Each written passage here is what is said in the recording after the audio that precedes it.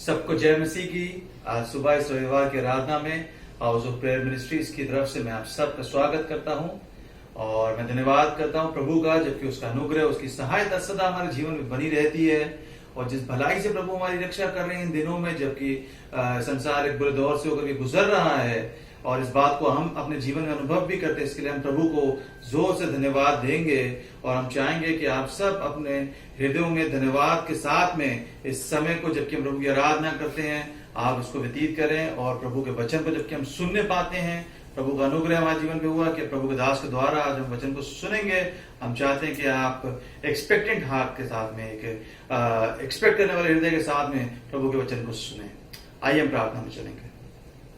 प्रभु यीशु मसीह में आपको धन्यवाद देते हैं प्रभु कि आप हमको अंधकार में नहीं छोड़ते प्रभु, और आपने इसको ठहराया कि हम रविवार को इकट्ठे होते हैं प्रभु, और आपके दास के द्वारा आप अपने वचन से हमसे बात करते हैं। आप परमेश्वर, हम इस समय को आपके हाथों में सौंपते हैं। हम चाहते प्रभु अपने दास को अभिषेक करें, उनकी बातें नहीं, उनके ख्याल नहीं, परंतु पिता वो बातें जो कि आपने रखी हैं कि आपके लोगों तक पहुंचाए जाए प्रभु, उनके द्वारा आज हम तक पहुंचने पाए पिता परमेश्वर। इस समय को हम आपके हाथ में सौंपते, तमाम डिस्टर्बेंस को विशुद्ध नाम से बाइंड करते हैं और आपकी आत्मा को आजादी देते हैं प्रभु जी, ताकि बोलने वाले और सुनने वाले सबके हृदयों से आप बोले और बातचीत करें प्रभु जी। और हम चाहते हैं प्रभु कि वो बातें हमारे हृदयों में बसने पाए प्रभु जी, तमाम अंधकार नाश होने पाए और आपकी ज्योति जो है प्रवाहित होने पाए। तो यीशु मसीह के नाम से मांगते हैं, आमीन। Praise the Lord, hallelujah.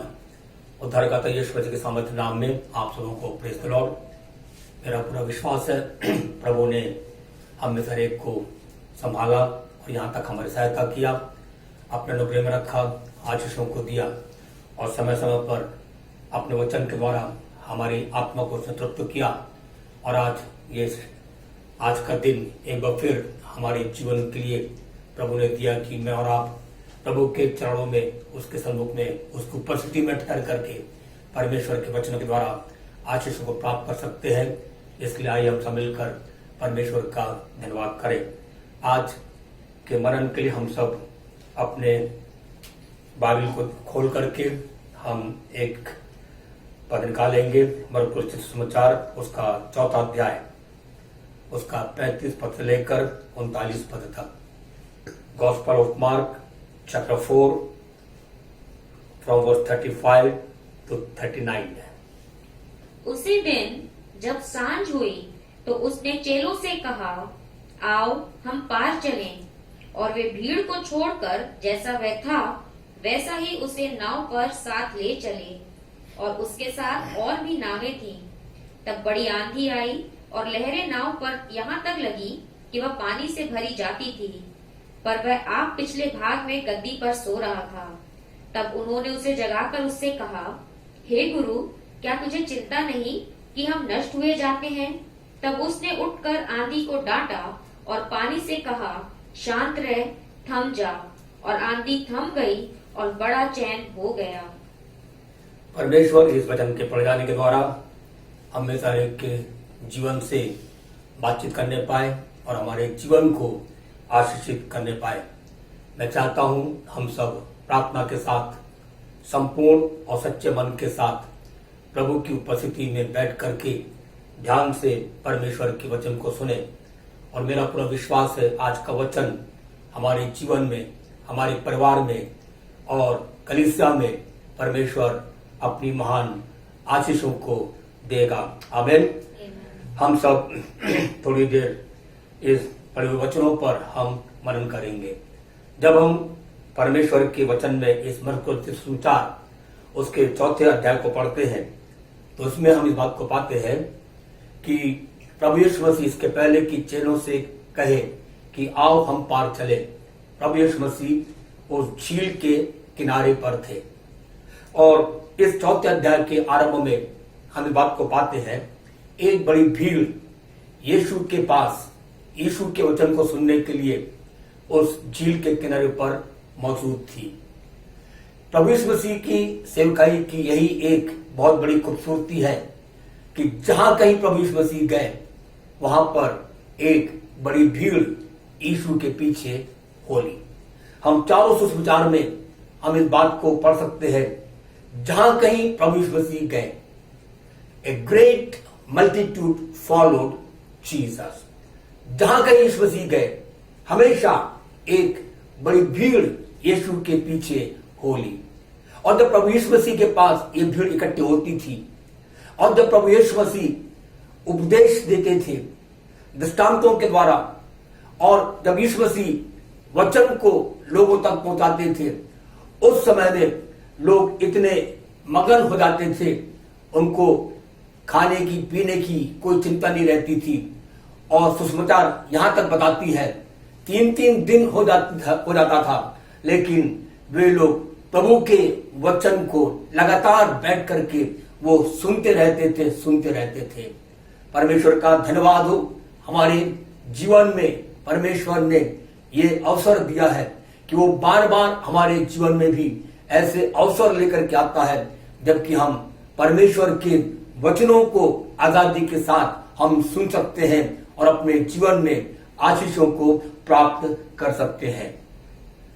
यीशु मसीह, यदि आप इस चौथे अध्याय को मरकुस चौथे अध्याय को पढ़ें तो वहां पर आपको पढ़ने को मिलेगा प्रभु यीशु मसीह ने उस भीड़ को जो झील के किनारे एकत्रित थी, प्रभु यीशु मसीह ने बीज बोने वाला के दृष्टांत उनको बताया, उनका अर्थ समझाया। उसके बाद यीशु मसीह ने एक दिए का दृष्टांत प्रभु यीशु मसीह ने दिया।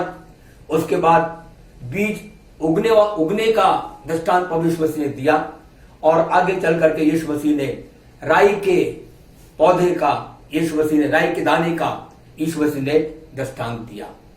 इन सारे दृष्टांतों को लोगों तक पहुंचाने के बाद बाइबल इस बात को बताती है, तब प्रभु यीशु मसीह भीड़ से अलग हो गया। भीड़ यीशु को छोड़कर वापस नहीं चली गई, लेकिन यहां पर साफ लिखा हुआ है तब यीशु भीड़ से अलग हो गया। इसके पहले कि प्रभु यीशु मसीह भीड़ से अलग होता, यीशु मसीह ने चेलों से इस प्रकार कहा, आओ हम पार चले। क्योंकि प्रभु यीशु मसीह ने जब दृष्टांतों को सुना दिया, तब यहां पर हम पढ़ते हैं सांझ हो चुकी थी। इसका मतलब सूर्य भी अस्त हो चुका था। और हम सब अच्छी तरह जानते हैं कि जब सूर्य अस्त होता है उस समय में धरती पर अंधकार छाने लगता है।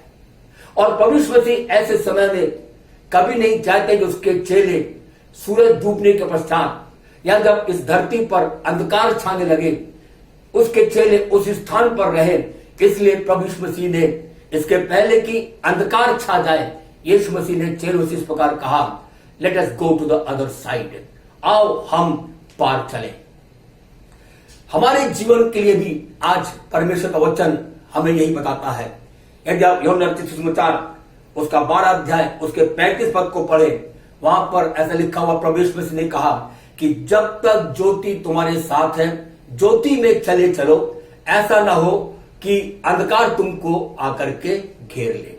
इसके पहले कि हमारे जीवन को अंधकार घेर ले, इसके पहले कि हमारा जीवन अंधकार के मध्य में फंस जाए, प्रभु यीशु मसीह ये चाहते हैं हम सब मिलकर के यीशु मसीह के साथ में उस पार चले जाएं।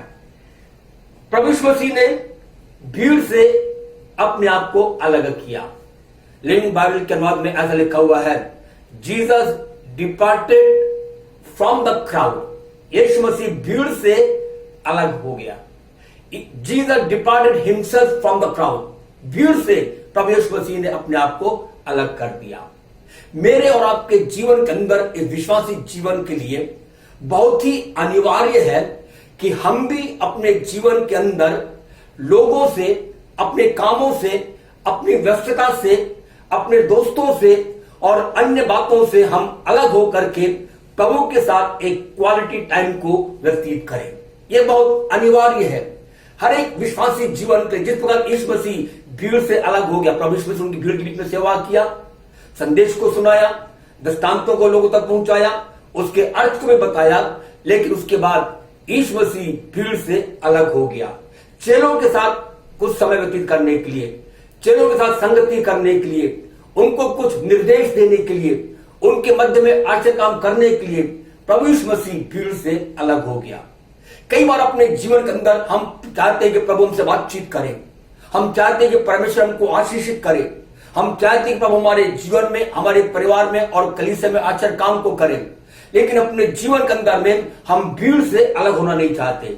अपने मित्रों से अलग होना नहीं चाहते, लोगों से अलग होना नहीं चाहते, अपने कामों से और अपने बिजनेस से हम अलग होना नहीं चाहते।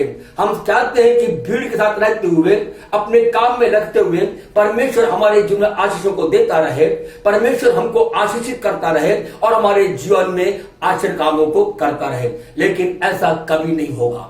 परमेश्वर ये चाहता है कि यदि हम अपने जीवन के अंदर में, यदि मैं और आप अपने जीवन के अंदर परमेश्वर की निर्देश को प्राप्त करना चाहते हैं, यदि मैं और आप अपने जीवन में परमेश्वर के वचन को, परमेश्वर के संदेश को और परमेश्वर के आशीषों को, और हम ये चाहते हैं कि परमेश्वर हमारे जीवन में आश्चर्य कामों को करे, तो मुझको और आपको बहुत अनिवार्य है, हमारे लिए अनिवार्य जरूरी है कि हम भीड़ से अलग हो जाएं, संसार के भीड़ से हम अलग हो जाएं, संसारिकता से अलग होकर के let us spend time in the presence of God. हम प्रभु के चरणों में बैठ करके हम प्रभु के सन्मुख में समय को व्यतीत करें, वचन को पढ़ने में हम समय को व्यतीत करें, प्रार्थना करने में हम प्रभु के सन्मुख में समय को व्यतीत करें, प्रभु के चरणों में ठहर करके बल और सामर्थ को प्राप्त करने के लिए हम समय को व्यतीत करें। और तब परमेश्वर हमारे जीवन के अंदर में अपने पवित्र आत्मा के द्वारा, अपने वचन के द्वारा हमारे जीवन से बातचीत करेगा, वो हमको निर्देश देगा, हम हमारे जीवन के लिए हमें आगे क्या करना है उन बातों को रिवील करेगा। और परमेश्वर इतने नहीं, लेकिन हमारे जीवन को आशीषित करते हुए अनेक आश्चर्य कामों को वो हमारे जीवन में करेगा। परमेश्वर का धन्यवाद हो। आज अपने जीवन के अंदर में हो सकता है शायद जब हम इस वचन को सुन रहे हैं, हम अपने जीवन में शायद ऐसा अनुभव कर रहे होंगे कि मेरे जीवन में मुझको अंधकार घिर रहा है, हमारे आत्मिक जीवन में अंधकार छा रहा है, हमारे फाइनेंशियल जीवन में अंधकार छा रहा है, हमारे फैमिली लाइफ में अंधकार छा रहा है, हमारे वैवाहिक जीवन में अंधकार छा रहा है। लेकिन आज मैं प्रभु का सेवक होकर के इस बात को, एक खुशखबरी, एक शुभ संदेश आप तक पहुंचाना चाहता हूं कि यीशु मसीह आज हमारे जीवन के कहानी को बदलना चाहता है। हालेलुया। वो हमारे जीवन के अंदर में Jesus he wants to change our story, वो हमारे जीवन की कहानी को वो बदलना चाहता है। और जिस प्रकार जब सूर्य उदय होता है उस समय में एक नया दिन का आरंभ होता है, उस समय में एक नई दिन की शुरुआत होती है, ठीक उसी प्रकार आज यीशु मसीह ये चाहते हैं कि मैं और आप यीशु के साथ में उस पार जाकर के अपने जीवन के अंदर में हम एक नई शुरुआत कर दें, हमारे आत्मिक जीवन में एक नई शुरुआत हो जाए, हमारे फाइनेंशियल लाइफ में एक नई शुरुआत हो जाए, हमारे कार्य क्षेत्र में एक नई शुरुआत हो जाए, हमारे परिवार में एक नई शुरुआत हो जाए, हमारे वैवाहिक जीवन में, हमारे मैरिज लाइफ में एक नई शुरुआत हो जाए। तो कि प्रभु का धन्यवाद हो। यीशु मसीह ने कहा आओ हम पार चलें। यीशु मसीह हमारे जीवन के अंदर में वो चाहता है कि सब कुछ बदल जाए। He wants to change everything in our life। यीशु मसीह ने चेलों से इस प्रकार नहीं कहा कि तुम चले जाओ।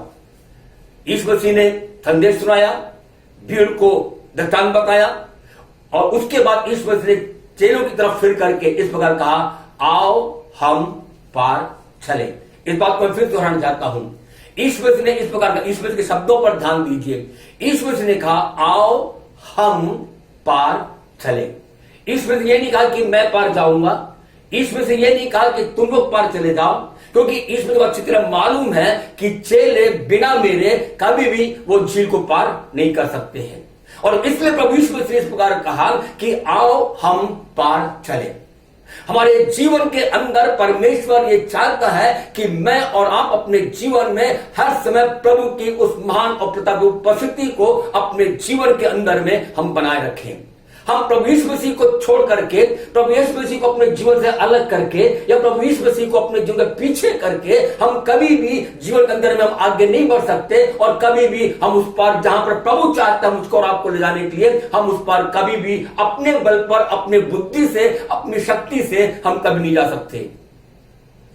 कितनी बार अपने जीवन में हम अपने जीवन के अंदर में इस जीवन रूपी नाव को हम स्वयं धकेलना चाहते हैं। हम सोचते मेरे पास बल है, हम सोचते हमारे पास बुद्धि है, हमारे पास योग्यता है, एजुकेशन है, सब कुछ है, और इसलिए कई बार अपने जीवन के अंदर में यीशु को पीछे करके हम अपने जीवन में हम स्वयं इस जीवन रूपी नाव को आगे बढ़ाना चाहते हैं और हम उस पार जाना चाहते हैं। कभी नहीं होगा, ना हुआ, ना कभी हो सकता है। और इसीलिए बहुत जरूरी है कि आज अपने जीवन के अंदर में हम मूसा के समान परमेश्वर से प्रार्थना करें, हे परमेश्वर यदि तेरी उपस्थिति मेरे जीवन में ना हो, यदि तेरी उपस्थिति मेरे साथ साथ ना चले तो मुझको यहां से आगे लेकर मत जा। कितना अनिवार्य है हमारे जीवन के अंदर में, हमारे जीवन के हर क्षेत्र में प्रभु की उपस्थिति पाए जाए। हर क्षेत्र में अपने जीवन में हम प्रभु को प्रथम स्थान दें। हर क्षेत्र में जो भी हम काम करें, चाहे वो हमारा आत्मिक जीवन का क्षेत्र हो, चाहे वो हमारे पारिवारिक जीवन का क्षेत्र हो, चाहे वो हमारे सेकुलर जॉब का क्षेत्र हो, किसी भी क्षेत्र में हम क्यों ना हो, लेकिन याद रखिए हर क्षेत्र में हमारे जीवन के अंदर में हमको यीशु को अपने में बना करके रखना है। आमीन। परमेश्वर का धन्यवाद हो। और यही परमेश्वर हमारे जीवन के अंदर में चाहता है। हमारे इन वचन के आधार पर मैं आपको बताना चाहता हूं, हमारे जीवन के दो किनार हैं। There are two sides of our life. हमारे जीवन के दो किनार हैं। एक किनार जहां पर चेले थे, एक किनार वो जहां पर प्रभु यीशु मसीह ने भीड़ को वचन को सुनाया, और उसके बाद प्रभु यीशु मसीह चाहते थे कि चेलों के साथ उस किनार को छोड़ करके हम उस पार चले जाएं। यीशु मसीह नहीं चाहते कि चेले इसी किनार पर ठहरे रहे, इसी स्थान पर बने रहे, और इसीलिए प्रभु यीशु मसीह ने चेलों से कहा, आओ हम पार चले। मेरे अजीज भाई और बहनों, हमारे जीवन के अंदर में आज मैं बताना चाहता हूं, जैसे मैंने बताया, हर एक जीवन के दो किनार हैं, और आज हमें परमेश्वर के वचन के अनुसार अपने जीवन के अंदर में इस बात को जांचना है कि हम किस किनार पर पाए जाते हैं। एक किनारे जहां पर मृत्यु है, डेथ है, और दूसरा किनारे जहां पर प्रभु हमको लेकर जाना चाहते हैं वहां पर जीवन है, पर मैं इस प्रकार कहूंगा वहां पर अनंत काल का जीवन और बहुतायत का जीवन है। एक किनारे में मृत्यु है, दूसरे किनारे में अदर साइड जहां पर प्रभु हमको लेकर जाना चाहता है वहां पर जीवन है, अनंत काल का जीवन है और बहुतायत का जीवन है। इस किनारे में निराशा है, लेकिन उस किनारे में जहां पर प्रभु हमको लेकर जाना चाहते हैं वहां पर एक जीवित आशा है। हमारा सिचुएशन, हमारी परिस्थिति कितना भी वर्स्ट क्यों ना हो जाए, लेकिन आज हम खुश हो जाए। There is always hope in Jesus. यीशु मसीह में हमेशा एक जीवित आशा पाई जाती है, और प्रभु यीशु मसीह ने हमको इसलिए नया जन्म दिया है उस जीवित आशा के लिए। We have a living hope. चाहे इस किनारे में हम कई बार अपनी आशाओं को छोड़ देते हैं, निराशाओं के बादल को घेर लेते हैं, हमारा जीवन निराशाओं में डूब जाता है, लेकिन ऐसे समय में यीशु मसीह हमसे यही कहते हैं, आओ हम पार चलें, क्योंकि अदर साइड, दूसरी ओर वहां पर एक जीवन की आशा है, वहां पर जीवित आशा है। इस तरफ में श्राप है, इस किनार पर श्राप है, लेकिन अदर साइड, दूसरे किनार पर वहां पर आशीष है। इस किनार पर निर्धनता है, अभाव है, लेकिन उस किनार पर जहां पर यीशु मसीह हमको लेकर जाना चाहते हैं वहां पर संपन्नता है, वहां पर हर चीजों की भरपूरी है। इस किनारे पर हमारे जीवन के लिए हानि है, लेकिन उस किनारे पर हमारे जीवन के लिए लाभ है। Something great and something good is waiting on the other side for us. हमारे जीवन के लिए कुछ बेहतर चीजें, उत्तम चीजें, उत्तम आशीषें हमारे जीवन के लिए उस पार में ठहरी हुई हैं, लेकिन शर्त यह है, यदि हम उन उत्तम आशीषों को, उत्तम बातों को अपने जीवन में प्राप्त करना चाहते हैं तो ये बहुत अनिवार्य है कि हम यीशु के साथ में उस पार चले जाएं। आमीन। परमेश्वर का धन्यवाद हो। इसलिए परमेश्वर ने इस प्रकार कहा कि देख, मैं तेरे सामने आशीष और श्राप, मृत्यु और जीवन, लाभ और हानि दोनों को रखता हूं। चुनाव करना मेरा आपको ऊपर निर्भर करता है। हम किस किनारे रहकर, मैंने बताया अभी थोड़ी देर पहले बताया कि इस किनारे पर हानि है, इस किनारे पर मृत्यु है, इस किनारे पर श्राप है, लेकिन प्रभु का धन्यवाद, एट द अदर साइड, दूसरी ओर हमारे जीवन के लिए उत्तम उत्तम आशीषें हैं, वहां पर जीवन है, वहां पर आशीषें ही आशीषें हैं। इसलिए आज अपने जीवन के अंदर में ये फैसला करें कि मुझको और आपको यीशु मसीह के साथ में उस पार जाना है। कभी कभी जीवन के अंदर में हम जब एक ओर रहते हैं, जब हम नाना प्रकार के परेशानियों से हम गुजरते हैं, मुसीबतों में से गुजरते हैं, तकलीफों में से गुजरते हैं और बीमारियों में से गुजरते हैं, उस समय में जब एक ओर रहते हुए ही अपने जीवन के अंदर में कई बार हम कंक्लूड कर लेते हैं, हम सोचते हैं अब शायद सब कुछ समाप्त हो गया। जब हम किनारे पर हैं, यदि हम बीमार हैं तो पहले हमारा ध्यान आता है कहीं बीमारी मुझको मौत की नींद न सुला दे। हम मृत्यु के दम देखने लग जाते हैं, लेकिन याद, और हम अपने जीवन में इसी किनारे रह करके हम इस कंक्लूजन पर पहुंच जाते हैं कि एवरीथिंग इज ओवर, सब कुछ समाप्त हो गया है। अब मेरे लिए कोई आशा की किरण दिखाई नहीं देती है, अब मेरे जीवन में कोई उम्मीद नहीं है, अब मेरे लिए कोई द्वार खुला हुआ दिखाई नजर नहीं आ रहा है, अब मेरे जीवन में कोई सफलता या उन्नति का कुछ नहीं दिखाई नहीं पड़ रहा है। एवरीथिंग इज फिनिश्ड, सब कुछ खत्म हो गया। लेकिन मेरे भाइयों बहनों, मैं बताना चाहता हूं, जब हम जीवन के एक किनारे पर रहते हैं, वहां पर रहते हुए अपने जीवन में हम कभी भी इस निष्कर्ष पर ना पहुंचे कि मेरा जीवन समाप्त हो गया, मेरे लिए सब कुछ खत्म हो गया, मेरे लिए अब कोई रास्ता बाकी नहीं रह गया, कोई आशा रह नहीं गई है। लेकिन हमारे जीवन में हमेशा इस बात को ध्यान में रखे, there is other side also, वहां पर एक दूसरा किनारा भी है, और उसी दूसरे किनारे पर परमेश्वर हमको लेकर के जाना चाहता है। मैं चाहता हूं इसका मेहरबानी से 36 पढ़े, 36 and 37, verse 36 and 37। और वे भीड़ को छोड़कर जैसा वो था वैसा ही उसे नाव पर साथ ले चले, और उसके साथ और भी नावें थीं। तब बड़ी आंधी आई, और लहरें नाव पर यहाँ तक लगी कि वह पानी से भरी जाती थी। अब देखिए, प्रभु यीशु मसीह ने उन चेलों को निर्देश दिया, यीशु मसीह की आज्ञा का पालन करते हुए चेले नाव पर उस पार जाने के लिए तैयार हो गए।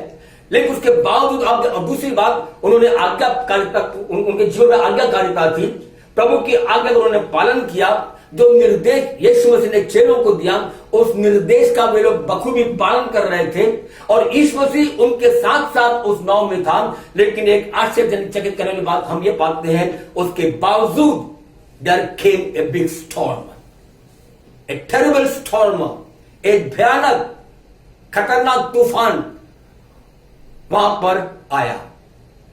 और कभी कभी सोच सकते हैं, क्यों यीशु मसीह नाव में था, यीशु मसीह की आज्ञा को मानते हुए उन्होंने नाव में सफर करना आरंभ किया, लेकिन उसके बावजूद एक बात हम आपको देखते हैं, उसके बावजूद वहां पर एक बड़ी आंधी आई। यदि योना के बारे में देखें तो योना अनाज्ञाकारी हुआ। जिस जहाज में बैठ करके योना तरशीश की ओर जा रहा था, वहां पर उस जहाज में बाइबल बताती है बहुत बड़ी आंधी आई। आंधी क्यों आई? क्योंकि योना अनाज्ञाकारी हुआ। लेकिन यहां पर चेले अनाज्ञाकारी नहीं थे, उन्होंने जो कुछ यीशु का उस निर्देश का उन्होंने पालन किया। उसके बावजूद भी हम इस बात को पाते हैं, यीशु मसीह के साथ यात्रा करते हुए भी आंधी और तूफान वहां पर आया। प्रभु यीशु मसीह ने एक दृष्टांत बताया, यीशु मसीह ने इस प्रकार बताया। मत्ती सुविधा पढ़ने के लिए उसको मैं आपको ऐसे बताऊंगा। मत्ती सुविधा उसका 7 अध्याय उसके 24 पद से लेकर 27 पद तक यदि आप पढ़ेंगे तो आप वहां पर ये पाएंगे कि आंधी और तूफान जो है, आंधी तूफान का थपेड़ा, आंधी का थपेड़ा, चाहे वो परमेश्वर के वचन को सुन करके उस पर चलता हो या परमेश्वर के वचन को सुन करके उसका तिरस्कार करने वाला हो, उसके जीवन में भी आंधी तूफान आता है। प्रभु यीशु मसीह के वचन के अनुसार चाहे वो बुद्धिमान हो चाहे वो मूर्ख हो, दोनों के जीवन में, दोनों के घर में टक्करें लगी। जीवन के अंदर में हम चाहे प्रभु पर विश्वास करते हो या ना करते हो, एक बात निश्चय जाने, हमारे जीवन के अंदर आंधी और तूफान आएगा, आता रहेगा। लेकिन परमेश्वर हमारे जीवन के अंदर में इस आंधी तूफान के मध्य में हमारे जीवन में हमें कुछ सिखाना चाहता है। 3 बातें जब हम अपने जीवन के अंदर में, जब हम आंधी तूफान के मध्य में अपने आप को पाते हैं, जब आप इस वचन को सुन रहे, हो सकता है कोई भाई कोई बहन ऐसा भी होगा जो अपने जीवन के अंदर में इस बात को महसूस कर रहा है कि मैं बड़े आंधी तूफानों के मध्य में घिरा हुआ हूं, बचने के लिए मेरे जीवन में कोई उम्मीद नहीं रह गई है, कोई आशा नहीं है, और मेरे जीवन में चारों तरफ से मैं आंधी तूफान, मुश्किलों और परेशानियों में से मैं घिरा हुआ हूं। लेकिन ऐसे समय में याद रखिए, जब आंधी तूफान के मध्य में हम घिरे रहते हैं, 3 बातों का हमारे जीवन में ध्यान देना विशेष रूप में जरूरी है। नंबर 1, पहली बात, what is our reaction when we are in the midst of storms. जब आंधी तूफान के मध्य में हम रहते हैं, उस समय में हमारे जीवन की क्या प्रतिक्रिया होती है।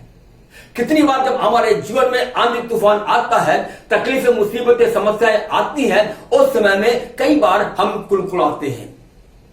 कई बार अपने जीवन के अंदर में, अपने आत्मिक जिंदगी के अंदर में, हम जहां से निकल कर गए हैं उसी स्थान की ओर हम वापस जाने लग जाते हैं। And even many times we fit in our spiritual life. और कितनी बार अपने आत्मिक जीवन के अंदर में हम थम जाते हैं, रुक जाते हैं और छोड़ देते हैं। और ये एक विश्वासी के जीवन के लिए एक बहुत बड़ा सेटबैक है, दुर्भाग्यपूर्ण बात है। याद रखें, हमारे जीवन के अंदर जब आंधी तूफान के मध्य में हम घिर जाते हैं, जब हमारे जीवन में आंधी तूफान आता है, और मैंने आपको बताया हर एक के जीवन में आंधी तूफान आता है, चाहे वो आंधी तूफान छोटा हो या बड़ा हो, ये मायने नहीं रखता है। लेकिन हर एक व्यक्ति के जीवन में, हर एक विश्वासी के जीवन के अंदर में आंधी तूफान आता है। और ऐसे आंधी तूफान के मध्य में हमारे जीवन के अंदर में क्या प्रतिक्रिया होती है, इस बात को हमें जांचने की आवश्यकता है। एक सही प्रतिक्रिया हमारे जीवन के अंदर में होने पाए। नंबर 2, दूसरी बात जो हमारे जीवन के अंदर में प्रभु के सम्मुख में जब आंधी तूफान हमारी जिंदगी में आता है, उस समय में हमारी क्या प्रतिक्रिया, शैतान की क्या प्रतिक्रिया होती है। पहले मैंने बताया our reaction when we are in the midst of storms. Number 2, शैतान भी रिएक्ट करता है। शैतान को इस ताक में रहता है कि एक विश्वासी स्टॉर्म्स के मध्य फंस जाए ताकि उसका जीवन नाश हो जाए। और कितनी बार जीवन के अंदर में आंधी तूफान के मध्य में कितने विश्वासियों का जीवन भी नष्ट हो जाता है, नाश हो जाता है। लेकिन परमेश्वर चाहता है हम शैतान को अवसर ना दे। अय्यूब के जीवन के विषय में बाइबल के अंदर हम इस प्रकार पढ़ते हैं, बाइबल इस बात की गवाही देती है, परमेश्वर ने अय्यूब के बारे विषय में गवाही दिया कि मेरा ये अय्यूब जो है वो मेरा धर्मी जन है, मेरा भय मानने वाला है। और बाइबल कहती है पूर्वी देश में वो सबसे धनाढ्य व्यक्ति था, ही वाज राइचियस मैन। लेकिन शैतान को उसके जीवन में आंधी तूफान लाने के लिए परमेश्वर से अनुमति लेना पड़ा। परमेश्वर ने जब अनुमति दिया तब याद रखिए, तब परमेश्वर से अनुमति पा करके शैतान ने अय्यूब के जीवन में एक के बाद एक उसने आंधी तूफान को लाना शुरू कर दिया। He lost everything, सब कुछ अपने जीवन में खो दिया।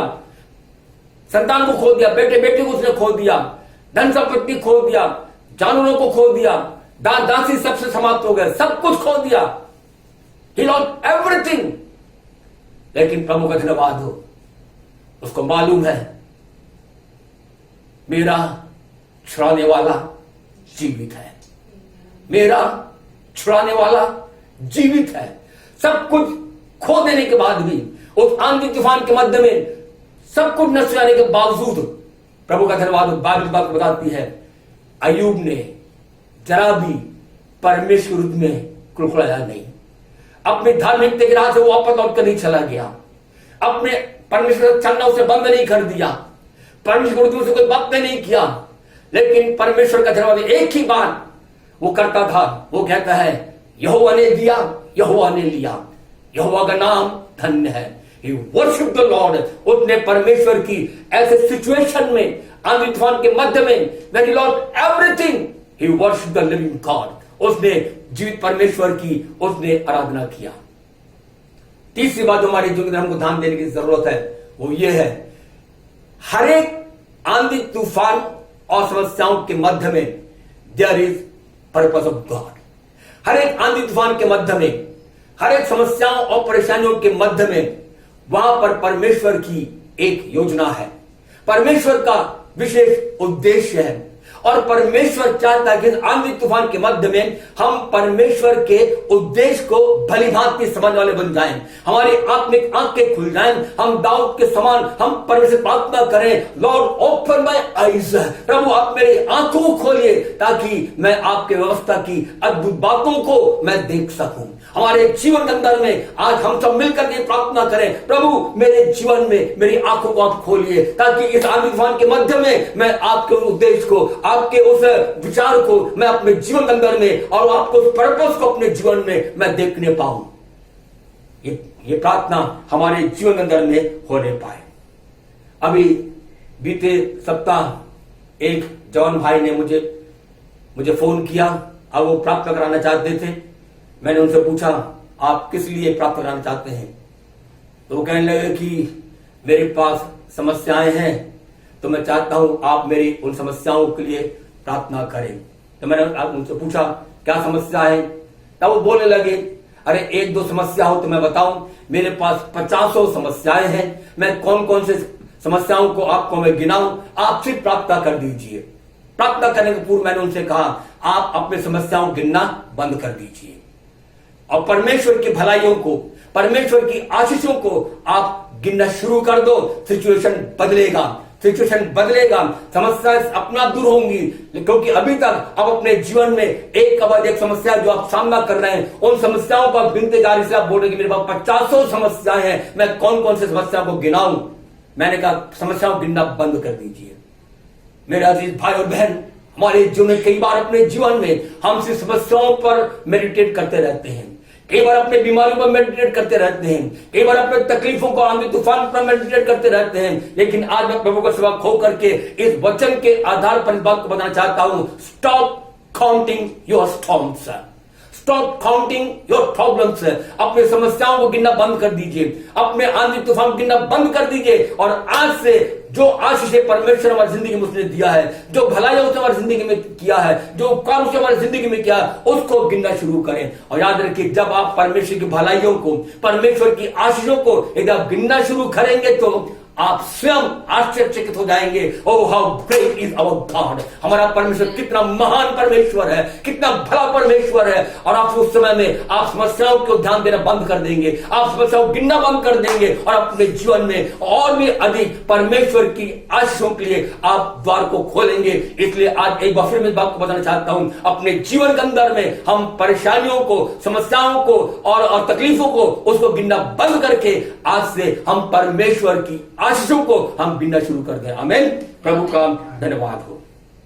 There is a purpose of God in every storm. हर एक तूफान के मध्य में परमेश्वर की योजना है। नंबर 1 से पहली बात, परमेश्वर आंधी तूफान के मध्य में या आंधी तूफान के द्वारा परमेश्वर हमारे जीवन में हमें एक स्थान से दूसरे स्थान में लेकर जाना चाहता है। गॉड वांट्स टू शिफ्ट अस, वो हमारे जीवन को एक स्थान से दूसरे स्थान में लेकर जाना चाहता है। समस्याएं परमेश्वर हमारी जिंदगी में आने देता है। God allows storm to hit us. परमेश्वर हमारे जीवन के अंदर में उस आंधी तूफान को आने देता है, समस्याओं को आने देता है, ताकि मैं और आप अपने जीवन के अंदर में हम एक ही स्थान पर सेटल ना हो जाएं। हमारे जीवन को आगे बढ़ाने के लिए, एक स्थान से दूसरे स्थान पर ले जाने के लिए, एक स्तर से दूसरे स्तर पर ले जाने के लिए कई बार परमेश्वर हमारे जीवन में उन आंधी तूफान को आने देता है। और फिर बताना चाहता हूं कि this is our shifting time. यदि हम मुसीबत में हैं, यदि परेशानी में हैं, यदि हमको ऐसा लग रहा है कि तूफान आंधी हमारे जीवन में आ रहे हैं, तो याद रखिए, निश्चय जाने ये हमारे जीवन के लिए एक शिफ्टिंग का स्थान है। ये हमारे लिए एक परिवर्तन स्थान को परिवर्तित करने का स्थान है। इसराइली 40 वर्षों यात्रा में they face lot of problems, अनेक समस्याओं का, परेशानियों का उन्होंने सामना किया। फूड प्रॉब्लम को हुआ, वाटर प्रॉब्लम उनको हुआ। मारा नाम स्थान पर बाइबल बताती है वहां पर वाटर प्रॉब्लम था, कहीं पानी मिला नहीं, एक जगह पानी मिला भी वो भी कड़वा था, कुड़कुड़ाने लगे।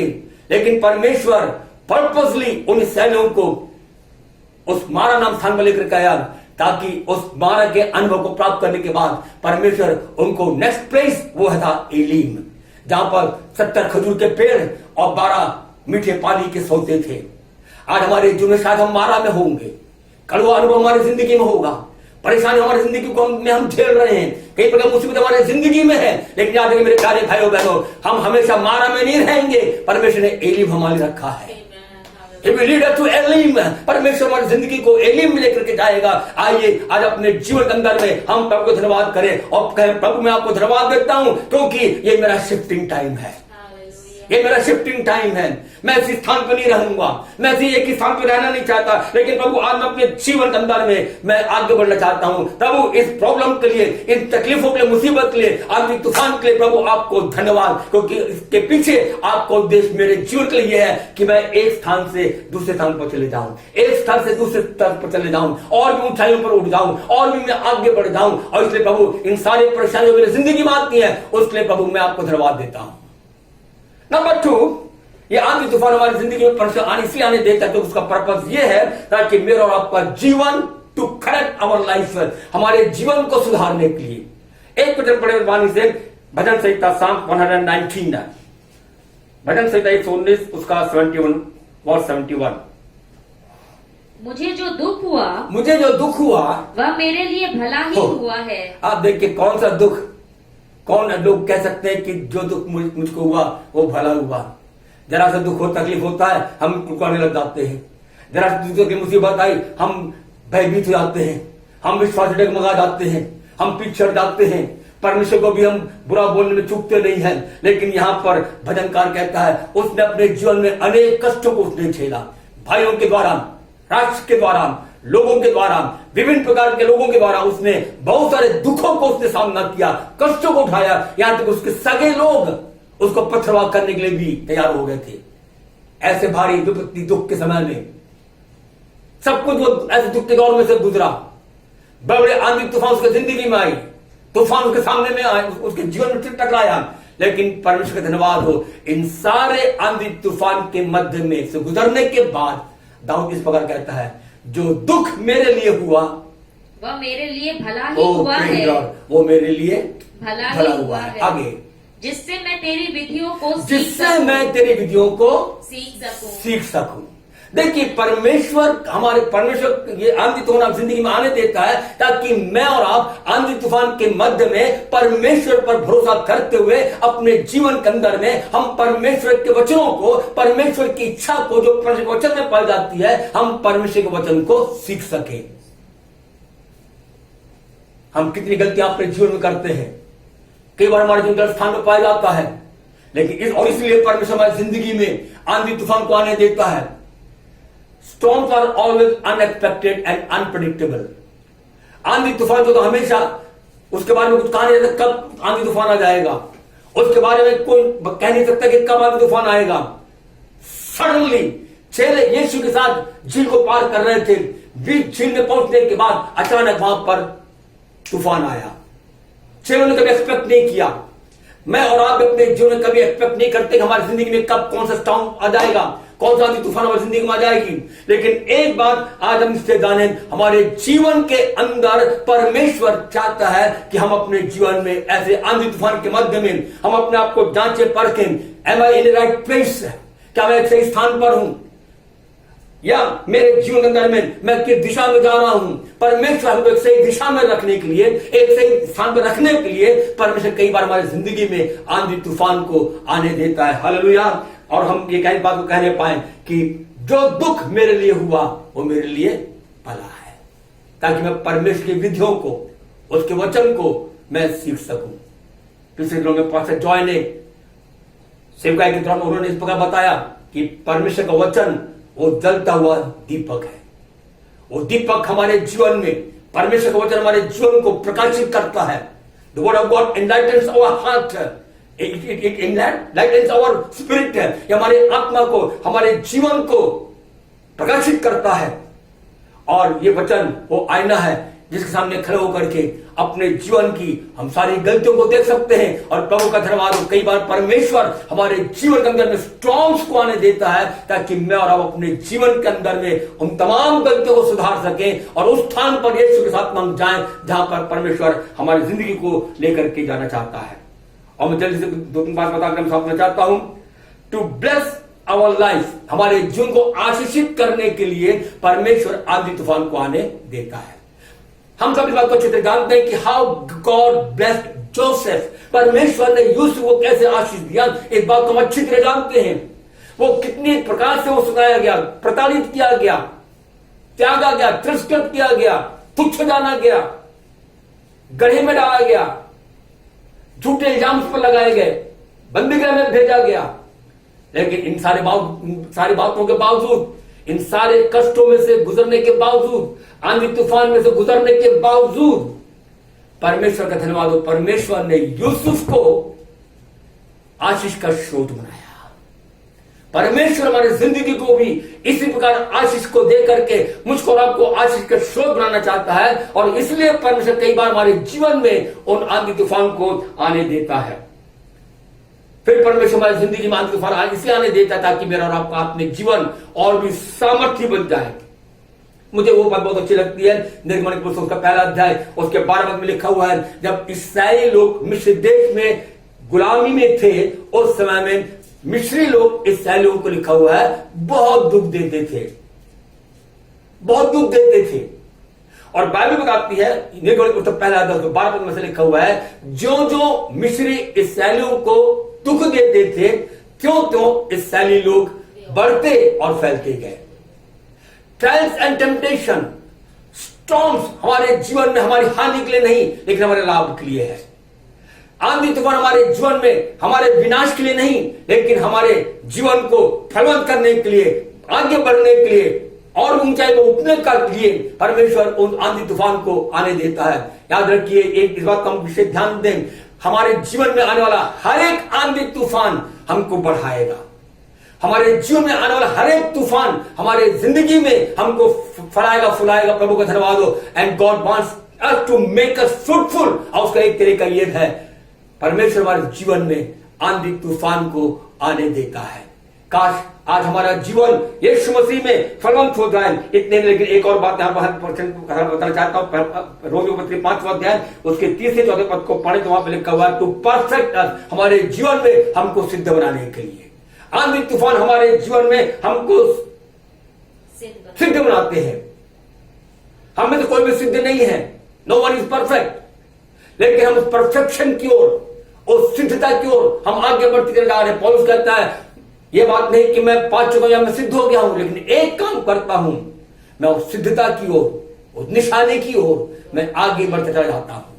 मेरा जी हमारे जीवन में चाहे स्टॉर्म्स आए, चाहे तूफान आए, आंधी आए, चाहे मुसीबत आए, परेशानियां आए, आइए अपने जीवन में हम उस सिद्धता की ओर आगे बढ़ते जाएं, क्योंकि प्रभु के वचन का आधार पर यह आंधी तूफान हमारे जीवन को परफेक्ट बनाती है। जब चेले यात्रा कर रहे थे, चेलों ने देखा कि आंधी तूफान आ गया, झील का पानी नाव में भरने लगा और उन्होंने ऐसा अनुभव किया कि अब हमारी नाव डूबने वाली है, हम नाश होने वाले हैं। और वो कहने लगे यीशु हम नाश हो रहे हैं, वी आर पेरिशिंग, हम नाश हो रहे हैं। चले थोड़ी देर की बात को भूल गए थे कि यीशु उस नाव के भीतर में है। चाहे कुछ भी हो जाए, चाहे कितना भी तूफान क्यों ना आ जाए, कितने भी बड़ा तूफान आंधी क्यों ना आ जाए, लेकिन वो नाव डूबेगा नहीं क्योंकि यीशु उस नाव के भीतर में। हालेलुया। चेले कहने लगे प्रभु हम विनाश हो रहे हैं, हम डूबने वाले हैं। और चेलों ने ऐसा अनुभव किया कि ऐसा लग रहा था जैसे यीशु मसीह उनकी कोई परवाह नहीं कर रहा है। हमारे जीवन के अंदर आंधी तूफान के माध्यम से गुजरने की समय में कितनी बार अपने जीवन में हमको ऐसा एहसास होता है कि शायद प्रभु हमारी चिंता नहीं कर रहे हैं।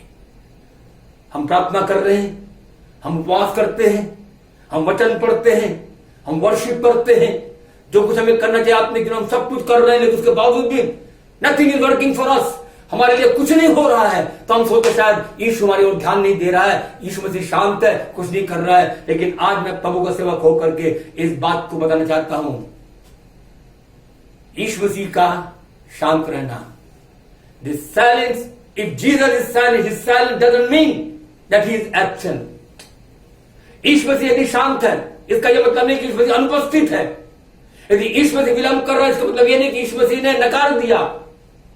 His silence is not his absence, his delay is not his denial। उसका विलंब जो है वो देर विलंब नहीं है, उसका विलंब जो है वो नकारना नहीं है। लेकिन हमारे जीवन याद रखिए, यीशु मसीह ठीक समय पर आंधी तूफान को शांत करेगा। हालेलुया। ओ परमेश्वर का धन्यवाद हो। आज हम खुश हो जाएं मेरे भाई और बहन। हमारे जीवन में जब आंधी तूफान के मध्य में आप गुजरते हैं, कई बार हम सोचते शायद अब मेरे जीवन का यह अंत हो जाएगा। हम बीमारी में से गुजरते हम सोचते शायद अब मैं मर जाऊंगा। हम तकलीफ में से गुजरते हम सोचते हम मर जाएंगे। लेकिन आज मैं आपको प्रभु को सेवा खो करके इस बात के लिए एनकरेज करना चाहता हूं। मेरे मन से इस पद को पढ़े, भजन 118 उसका 17 पद, Psalm 118 and verse 17। मैं ना मरूंगा वरन जीवित रहूंगा। प्रेज द लॉर्ड है, वरन मैं जीवित रहूंगा। मैं नहीं मरूंगा लेकिन मैं जीवित रहूंगा। क्यों? आगे और परमेश्वर के कामों का Praise the Lord. वर्णन करता रहूंगा। और परमेश्वर के उन महान कामों का मैं वर्णन करता रहूंगा। आंधी तूफान के मध्य में यीशु ने हमारे लिए क्या किया, आंधी तूफान के मध्य में यीशु ने हमारे लिए क्या किया, बीमारी रूपी तूफान के मध्य में यीशु ने हमारे लिए क्या किया, उसके महान आश्चर्य कामों का वर्णन दाऊद कहता है मैं करता जाऊंगा। हालेलुया। आइए आज हम सब मिलकर के परमेश्वर के दास के साथ मिलकर, परमेश्वर के भक्त के साथ मिलकर के इस बात को कन्फेस करें। I will not die in the storm. बोले मेरे पीछे, I will not die in the storm. I will not die in the storm. मैं तूफान में नहीं मरूंगा, मैं तूफान में नहीं मरूंगा, मैं बीमारी के मध्य में नहीं मरूंगा, मैं बीमारी के मध्य में नहीं मरूंगा, मैं समस्याओं के मध्य में नहीं मरूंगा, मैं समस्याओं के मध्य में नहीं मरूंगा, किसी भी प्रकार की परिस्थितियों में मैं नहीं मरूंगा, मैं किसी भी परिस्थिति में नहीं मरूंगा, क्योंकि मेरा छुड़ाने वाला जीवित है, क्योंकि मेरा छुड़ाने वाला जीवित, मेरा छुड़ाने वाला जीवित है। मेरा छुड़ाने वाला जीवित है। ओ प्रभु का धन्यवाद हो। परमेश्वर हमारे जिंदगी में याद रखिए, इसलिए आंधी तूफान आने देता है to display his power in the midst of storms. परमेश्वर हमारे जिंदगी में इसलिए आंधी तूफान को आने देता है ताकि वो अपनी सामर्थ्य को हमारे जीवन में प्रकट करे, to display his power. Our God is mighty God. Our God is all powerful God. और वो परमेश्वर हमारी जिंदगी में कितना भी बड़ा तूफान हो, कितनी बड़ी आंधी क्यों ना हो, हालेलुया, हमारा परमेश्वर God is able to calm all the storms. परमेश्वर हमारी जिंदगी की हर एक आंधी तूफान को शांत करने में सामर्थ्य है। एक और फिर बोले मेरा छुड़ाने वाला जीवित है, मेरा छुड़ाने वाला जीवित है, मेरा छुड़ाने वाला जीवित है। मेरा छुड़ाने वाला जीवित है। मैंने कहा थोड़ी देर के लिए चेले भूल गए थे कि यीशु नाव के अंदर में है, बट दे रियलाइज्ड है, उन्होंने एहसास किया अरे यीशु तो इसी नाव में है। हालेलुया। उन्होंने बाइबल लिखा हुआ है, उन्होंने यीशु को उठाया, उन्होंने यीशु को उठाया। आज मुझको और आपको अपने जीवन में यीशु को उठाना है, मुझको और आपको अपने जीवन में यीशु को ऊंचा करना है। We need to lift up Jesus. भजन 68 Psalm 68 एंड वर्स 1 वहां पर लिखा हुआ है, let God arise and his enemies scatter. इस परमेश्वर हमारे बीच में उठे, उसके शत्रु तितर-बितर हो जाए। तब यीशु को उठाएंगे, जो तूफान आंधी हमारे जिंदगी को डुबाने के लिए आते हैं वो तितर-बितर हो जाएगा। हमारे जीवन में जो बीमारी हमको नाश करने के लिए आती है, याद रखिए जब यीशु को उस बीमारी के मध्य में हम ऊंचा उठाएंगे और वो बीमारी तितर-बितर हो जाएगी। निर्धनता, अभाव तितर-बितर हो जाएगा, हमारे शत्रु तितर-बितर हो जाएंगे, परेशानी तितर-बितर हो जाएगा। सिर्फ हमको मुझको आपको एक काम करना है, वी नीड टू अराइज। हमें यीशु को, परमेश्वर को अपने जीवन में, अपने हर बातों में, हर परिस्थितियों में, हर परेशानियों में, हाँ तूफान के मध्य में मुझको और आपको यीशु को ऊंचा उठाना है। यीशु मसीह मानव रूप में था, मनुष्य के रूप में था, मानव देह को धारण किया, इसलिए शरीर में रहने के कारण बाइबल कहती रात भर पहाड़ों पर जाकर यीशु मसीह प्रार्थना करते थे, दिन भर वो सेवा करते थे। थोड़ा सा समय चेलों के साथ यात्रा करने का अवसर मिला, यीशु मसीह वहां पर सो रहे थे। लेकिन याद है यीशु मसीह he was conscious towards disciples. यीशु मसीह के चेलों के प्रति यीशु मसीह जागरूक थे। भजन 121 में लिखा हुआ है, सुन इस्राएल का रक्षक न वो सोता है और न कभी ऊँघता है। पहरेदार पहरेदारी करते करते सो जाते, ऊँघने लगते हैं, लेकिन हमारा पहरेदार यीशु जो पहरेदारों से बढ़ करके है, वो न तो सोता है और न वो ऊँघता है। हमारे हर एक प्रॉब्लम को देखता है, हमारे हर एक सिचुएशन को वो जानता है, हमारे हर एक आंधी तूफान को वो देखता है। और याद है मेरे अजीज भाइयों बहनों, हमारे जीवन में हमको एक काम करना है। यदि आज अपने जीवन में आंधी तूफान का अनुभव कर रहे हैं, आज अपने जीवन में यीशु को ऊंचा उठाएं, अपने परिवार में यीशु को ऊंचा उठाएं, अपने समस्याओं में यीशु को ऊंचा उठाएं, अपने वैवाहिक जीवन में यीशु को ऊंचा उठाएं। ओ प्रभु का धन्यवाद हो। यही परमेश्वर हमारी जिंदगी में चाहता है। यीशु मसीह जब चेलों ने उठाया, बाइबल कहती है यीशु मसीह ने क्या किया? सबसे पहले काम यीशु मसीह ने ये किया, आंधी तूफान को डांटा, घुड़का। आंधी तूफान को डांटा और घुड़का। परमेश्वर हमारे जीवन में भी यही काम करता है। जब यीशु को अपने जीवन में आंधी तूफान के मध्य में जब हम ऊंचा उठाते हैं, ओ परमेश्वर का धन्यवाद हो। परमेश्वर भी हमारे जीवन में हमारे शत्रुओं को वो घुड़कता है। एक पद पढ़ के मैं समाप्त करना चाहता हूं। मलाकी का पुस्तक उसका 3 अध्याय उसका 11 पद। Book of Malachi chapter 3 verse 11। मैं तुम्हारे लिए नाश करने वाले को ऐसा प्रेज घुड़कूंगा। गॉड। ये कौन कह रहा है? परमेश्वर कह रहा है, मैं तुम्हारे लिए नाश करने वालों को ऐसा घुड़कूंगा कि वह तुम्हारी भूमि की उपज कि वह तुम्हारी भूमि की उपज नष्ट ना करेगा नष्ट नहीं करेगा और तुम्हारी दाखलताओं के फल और तुम्हारी दाखलताओं के फल कच्चे ना गिरेंगे। कच्चे ना गिरेंगे। सेनाओं के यहोवा सेनाओं के यहोवा का यही वचन है। मेरे अजीज भाई और बहन, आज अपने जीवन में हम खुश होता है। हम कितने भी बड़ी आंधी तूफान के मध्य में आज क्यों ना घिरे हुए अपने आप को पाते हो, याद रखिए सिर्फ अपने जीवन में यीशु को ऊंचा करिए। यीशु हमारी ओर से हमारे शत्रुओं को घुड़केगा, नष्ट करेगा। जो बातें, जो चीजें, जो कार्य हमारे जो नष्ट करने के लिए आती है, याद रखिए उसको परमेश्वर क्या करेगा? घुड़केगा। बाइबल कहती है, अपन गीत भी गाते ना, यीशु एक ही झिड़की से छोटा सा आंधी का जोर। कितना भी आंधी तूफान क्यों ना आ जाए, कितना भी बल और सामर्थ्य हमको आंधी तूफान क्यों ना लग रहा हो, लेकिन याद रखिए यीशु की एक घुड़कना, परमेश्वर का एक घुड़कना सारे आंधी तूफान को शांत कर देगा। लिखा हुआ है, जो आंधी तूफान उस चीन में उठा हुआ था, यीशु ने घुड़का, डांटा, लिखा हुआ है एकदम शांत हो गया। आज परमेश्वर हमारी जिंदगी में इसी प्रकार की शांति को लेकर कहना चाहता है। हो सकता है शायद अभी तक हमने कितनी रातें रेस्टलेस में हमने बिता दिया, हमको नींद नहीं आई, हम बेचैनी में अपने रातों को हमने गुजारा। So many nights we had restless nights, कितने रातों हमने बेचैनी में और हमने यूं ही गंवा दिया। लेकिन मेरे भाइयों बहनों, ईश्वर से शांति का दाता है, वो एक खिड़के घुड़केगा, उसके एक घुड़कने से जीवन के सारे आंधी तूफान शांत हो जाएगा, थम जाएगा। We will have peace in our mind, we will have peace in our spirit, we will have peace in our soul. हमारे जीवन में शांति रहेगी, हमारे मन में शांति होगी, हमारे हृदय में शांति होगा, हमारे घर और परिवार में शांति होगा। आज कितने परिवारों में अशांति पाई जाती है, लेकिन याद रखिए जब यीशु घुड़केगा हमारे परिवार में भी शांति आ जाएगा। आज प्रभु चाहता हमारी जिंदगी में हम इसी प्रकार की शांति में जीवन को व्यतीत करें। आज मैं प्रभु के सेवक होकर बात बता समाप्त करना चाहता हूं। आज आप में से कईयों के जीवन में आंधी तूफान के शांत होने का समय आ चुका है। ये समय आ चुका हमारे जीवन के लिए कि हमारे जीवन के सारे आंधी तूफान शांत हो जाए। सिर्फ हमको अपने जीवन में यीशु का ऊंचा उठाना है और आइए हम यीशु के साथ में उस स्थान पर जाएं जहां पर यीशु हमको लेकर जाना चाहता है। हम प्रभु आज आप में से कितने लोग चाहते हैं कि हम इस पार से उस पार चले जाएं।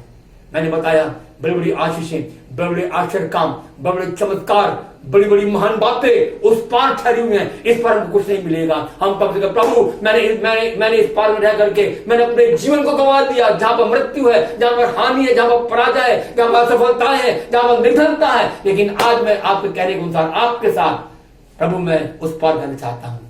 हाँ प्रभु, I want to go to the other side. आज अपने जीवन प्रभु हाथ में समर्पित करते हुए प्रार्थना करें।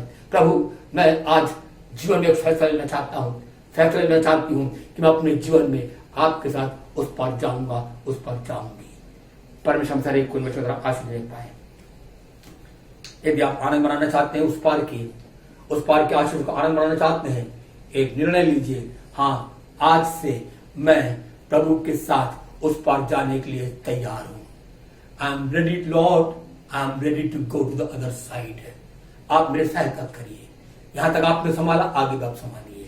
और निश्चित रूप से जब हम प्रभु के साथ उस पार जाएंगे, we will enjoy the heavenly blessings in our life. अपने जीवन में उस जीवन का और स्वर्गीय आशीषों का अनुभव अपने जीवन में करने पाएंगे। प्रार्थना करें।